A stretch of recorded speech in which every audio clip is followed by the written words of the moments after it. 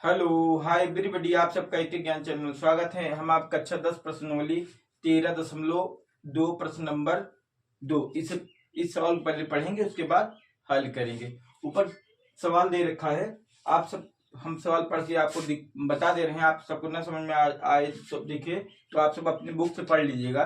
चलो आप देखते हैं। इस यहाँ पे दे रखा है, एक इंजीनियरिंग विद्यार्थी राचेल से एक पतली एल्युमिनियम की शीट का प्रयोग करते हुए एक मॉडल बनाने को कहा गया है जो एक ऐसी बेलन के आकार का हो जिसके दोनों सिरे पर दो शंकु जुड़े हुए हों। इस मॉडल का व्यास 3 सेंटीमीटर और इसकी लंबाई 12 सेंटीमीटर। यदि प्रत्येक शंकु का की ऊंचाई 2 सेंटीमीटर हो तो राचेल द्वारा बनाए गए मॉडल में अंतर्विष्ट हवा का आयतन ज्ञात कीजिए। यह मान लीजिए कि मॉडल की आंतरिक और बाहरी विमाएं लगभग बराबर हो। कह रहा है, हम आप ध्यान देंगे तसल्ली पूर्वक, जो एक राचेल है, राचेल एक स्टूडेंट का नाम है, इंजीनियर है। हम आप देख इंजीनियर हो, उससे क्या एक पतली से एल्युमिनियम चद्दर दे रखा है। उसमें क्या करना है, उसे गोल इस प्रकार बनाए कि दोनों तरफ शंकु बना हो। तो उसमें अंदर हवा कितना भरा हो, मतलब हवा कितना भरा हो। हम आप एक पॉइंट पे ध्यान देंगे। पहले हम आप क्या करेंगे, एक चद्दर ली उसने, उसका गोल क्या बनाया, बेलन। एक पॉइंट हमें बेलन दे रखा है, हमने आपको चित्र बना रखा है समय बचाने के लिए। बेलन दोनों तरफ शंकु बना दिए हैं, दोनों शंकु बना दिए राचेल ने। उसके बाद क्या करेगा, इसका आयतन ज्ञात करना है। आयतन ज्ञात करने के लिए हम आप क्या करेंगे, पहले बेलन और दोनों शंकु अलग अलग सब हल कर लेंगे, उसके बाद करेंगे। हम आप देखते हैं यहाँ पे हमारे पास क्या दे रखा है। पहला हमारा व्यास क्या दे रखा है, व्यास हम आप जानते हैं त्रिज्या बराबर होता है व्यास बटा 2। व्यास बटा 2। उसके बाद क्या दे रखा है, पूरे की लंबाई कितना दे रखा है, 12। पूरे की लंबाई दे रखा है 12 सेंटीमीटर। तो हम आप क्या करेंगे, जब बेलन को निकालना, हमें बेलन की लंबाई निकालना है, तो हम आप क्या करेंगे, यहां पे लिखेंगे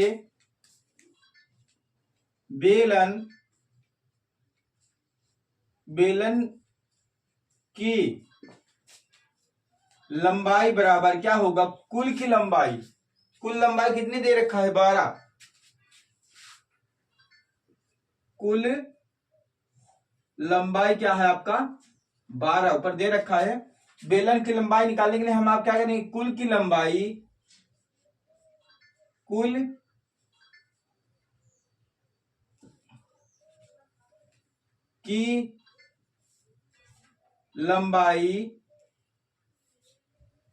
माइनस क्या दे रखा है, दो शंकु जुड़े हुए हैं, दो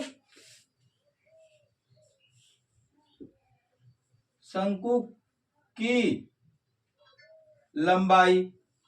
हम आप क्या करेंगे, बेलन की लंबाई निकालने के लिए कुल लंबाई कितना दे रखा है, 12 माइनस 2।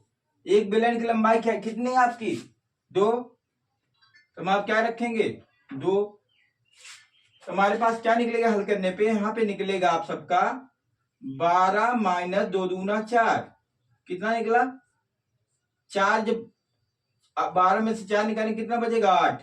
ये आपका क्या होगा, हो गया बेलन की लंबाई या ऊंचाई। हम आप क्या करेंगे, बेलन की लंबाई या ऊंचाई कितना हुआ, 8। हम इसे किससे h1 दिखा लेंगे हमारे पास, क्योंकि हाइट 2 है इसलिए हम आप क्या करेंगे, h1 दिखाएंगे। क्या हुआ, 8। उसके बाद हम आप क्या देखेंगे, जो शंकु दे रखा है उसकी भी ऊंचाई दे रखा है। शंकु की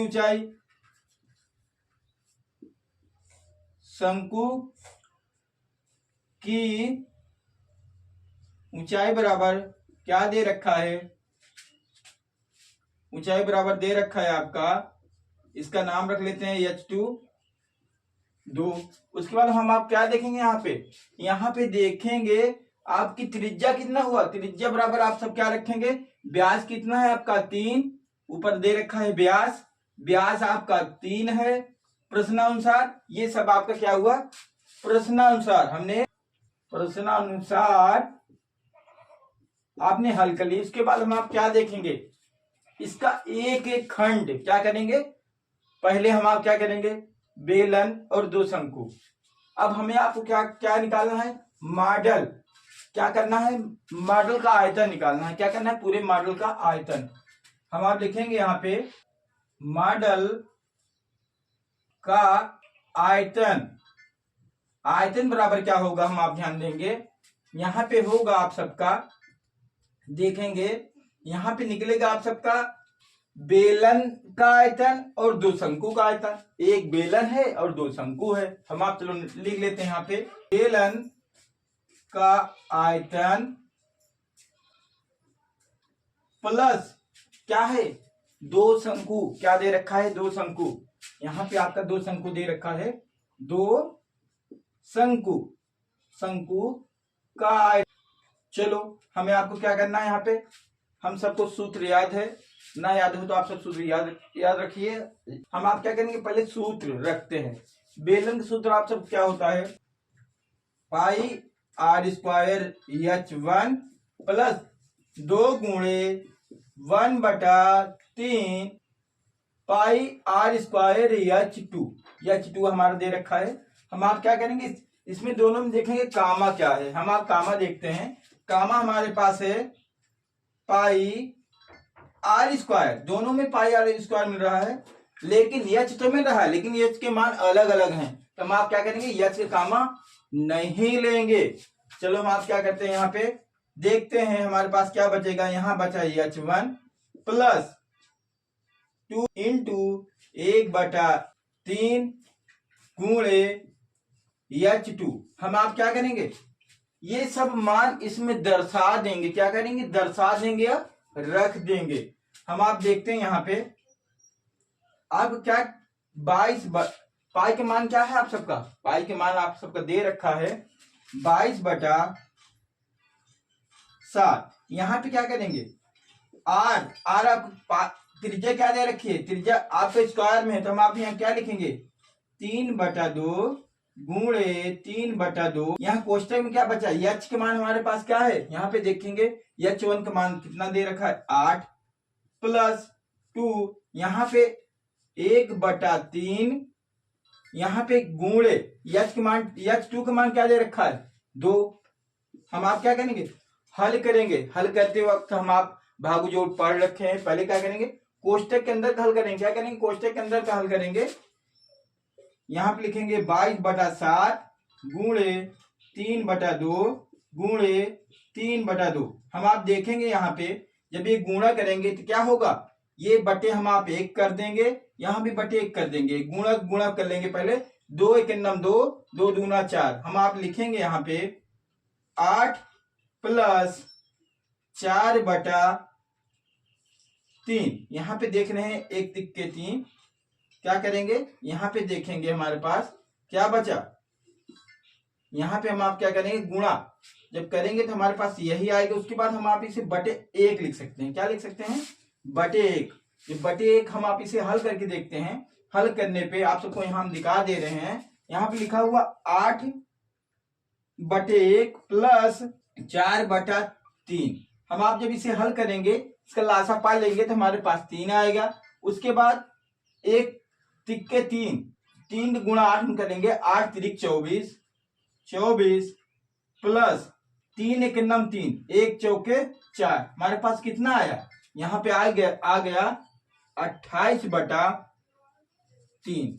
28/3। हम आप इसके क्या लिख सकते हैं, यहाँ पे 22 गुणे 7 गुणे 3/2 गुणे 3/2। यहाँ पे क्या लिखेंगे, जहां कोष्टक हटता है वहां का क्या होता है, गुणे के चिन्ह हो जाता है। हम आप यहाँ पे क्या करेंगे, लिखेंगे 28/3। हम आप यहाँ पे देखेंगे, यहाँ पे काट लेंगे आराम से। यहाँ पे कटेगा 3 के नम 3, 3 के नम 3। इसके बाद हम आप देखेंगे यहाँ पे क्या दे रखा है, 7 चौक 28, 7 चौक 28। उसके बाद हम आप देखेंगे यहाँ पे क्या है, 2 दूना 4। उसके बाद यहाँ पे देखेंगे 2